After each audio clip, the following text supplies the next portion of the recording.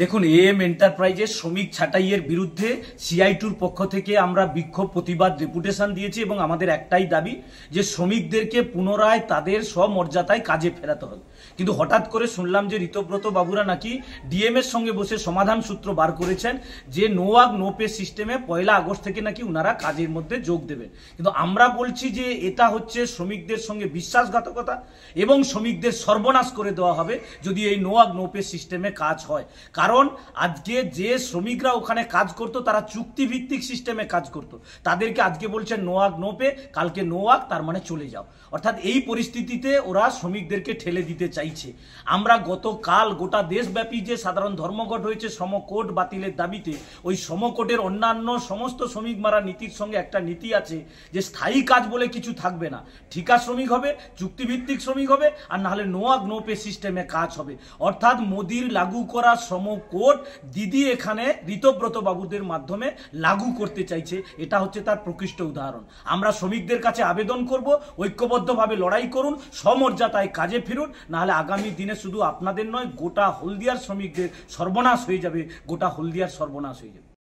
হলদিয়া বন্দরে ঠিকা সংস্থার যে শ্রমিক, সেই 50 জন শ্রমিককে বিনা আলোচনায় বাদ দেয়, সেই শ্রমিকদের নিয়ে একটি মিটিং হয় তমলুক ডিএম অফিসে ঋতব্রত বন্দ্যোপাধ্যায়ের নেতৃত্বে, এবং উনি সেই মিটিং শেষে বেরিয়ে এসে বললেন, শ্রমিকদেরকে সুখবর দিলেন যে আপনাদের জন্য সুখবর আছে, 1 আগস্ট থেকে আপনাদের নো ওয়ার্ক নো পে আমরা চালু করছি।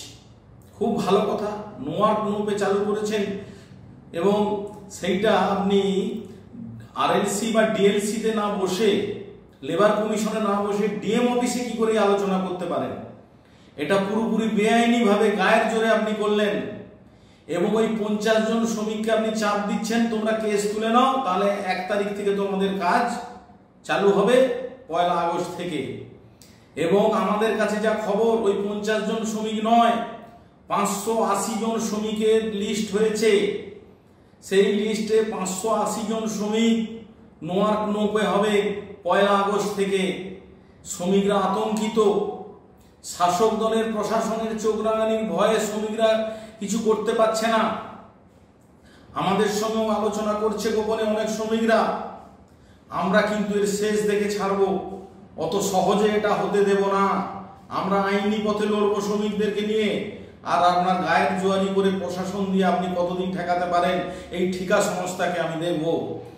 আমরা জানি এই ঠিকা সংস্থার সঙ্গে আপনার গোপন আতাত হয়েছে, না হলে আপনি কি করে বলতে পারেন যে অটোমেশনের যুগ, এর জন্য কেন্দ্রীয় সরকার দায়ী?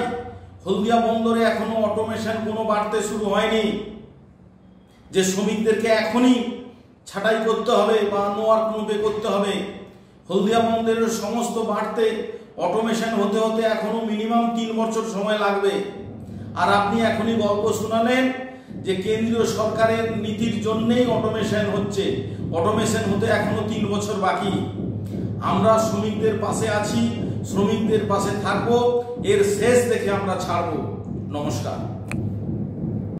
যে আমরা পুরোটা ব্যাখ্যা করেছি, শ্রমিকরাও দেখুন, আমরা তো দেখুন সব থেকে বড় কথা, শ্রমিকরা আমাদের থেকে বেশি জানেন।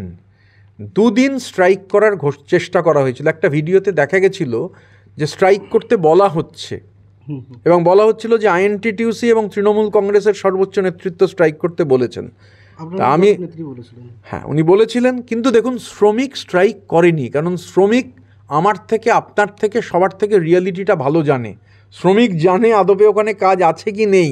আমি বাইরে থেকে কাউকে, স্ট্রাইক হয়নি, পরের দিন সকাল 5:30টায় স্ট্রাইক করার চেষ্টা হয়েছে, স্ট্রাইক হয়নি। এবং আমাদের রাজ্যের শিল্পাঞ্চলগুলো যদি দেখেন, হলদিয়া শিল্পাঞ্চল হতে পারে, খড়গপুর শিল্পাঞ্চল হতে পারে, দুর্গাপুর শিল্পাঞ্চল হতে পারে, আসানসোল শিল্পাঞ্চল হতে পারে, বামেদের ডাকা যে বার্ষিক ধর্মঘট কিভাবে সাধারণ শ্রমিকরা ব্যর্থ করে দিয়েছেন। কারণ এই কর্মনাশা ধর্মঘট কাজ বন্ধ করে দিয়ে কোনো কিছুর সমাধান সম্ভব নয়। এই যে মুহূর্তে এদের কাজ চলে গেছিলো, আমরাই তো ইউনিয়নের পক্ষ থেকে প্রথম আরএলসিতে কমপ্লেন করি, তারপর কেউ গিয়ে কলকাতায় শুনেছি বিকাশবাবুর কাছে গিয়ে পরামর্শ চেয়ে তারাও মামলা টামলা করেছেন, এরকম শোনা গেছে, আরেকটা মামলাও হয়েছে। তো আমাদের বক্তব্য হচ্ছে যে এই যে তারপর আমরা তো ইটস ওপেন টেবিল অলওয়েজ। আমরা ডিএমএসপির উপস্থিতিতে বসা হলো, দীর্ঘক্ষণ আলোচনা হলো, আপনারাও ছিলেন, সেই আলোচনার ভিত্তিতে ঠিক হয়েছে এটাই solution, no work no pay. এবার সিপিএম বলছেন যে এই শ্রমিকদের স্বার্থে সিটু বারবার আগে লড়াই করেছে, এখনও লড়াই করছে, তবে এই যে আপনাদের নো ওয়ার্ক নো পে এটা কিন্তু আলটিমেট শ্রমিকদের ছাঁটাইয়ের পথেই যাবে, তারা এরকম একটা দাবি করছে। আচ্ছা, সিপিএম বা সিআইটিইউ মানে কিছুদিন আগেও, মানে ধরুন 2016তেও সাইনবোর্ড ছিল, সাইনবোর্ড থেকে এখন ডাকটিকিটে পরিণত হয়েছে। এবার এই স্ট্যাম্প সাইজের ডাকটিকিট আর কি, স্ট্যাম্প সাইজ, পোস্টাল স্ট্যাম্প, তো এনারা মানুষ এদের পুরোটাই হচ্ছে, মানে ধরুন এই আমি একটা উদাহরণ দিচ্ছি আপনাকে, আপনার সংবাদ মাধ্যমের মধ্যে দিয়ে আমি এই প্রশ্নটা করছি, যদি উনি যেই সিটুর নেতারা উত্তর দিতে পারেন আমি রাজনীতি করব না। আমি বলছি যে এই যে ধরুন এই যে ওদের ধর্মঘট, এই ধর্মঘটের অন্যতম দাবি ছিল শ্রমকোড বাতিল করতে হবে। আচ্ছা, 2020 সালে সংখ্যার জোরে বিজেপির সরকার আমাদের দেশের 29টা শ্রম আইন বাতিল করে 4টে শ্রমকোড করেছিল। প্রথম বিরোধিতা যিনি করেছিলেন নাম তার মমতা বন্দ্যোপাধ্যায়, আজও বিরোধিতা চালিয়ে যাচ্ছেন। এবার লেবার যেহেতু কনকারেন্ট লিস্টে আছে, যুগ্ম তালিকায়, কেন্দ্র তালিকাতেও নেই, রাজ্য তালিকাতেও নেই, সেই কারণে পশ্চিমবঙ্গ সরকারের বিরোধিতার ফলে লেবার কোড চালু করা যাচ্ছে না। আপনি দেখে নিতে পারেন, দুটো স্টেট পশ্চিমবঙ্গ আর নাগাল্যান্ড বিরোধিতা করছে। নাগাল্যান্ড ছোট রাজ্য, তো মমতা বন্দ্যোপাধ্যায় একদম ফার্ম।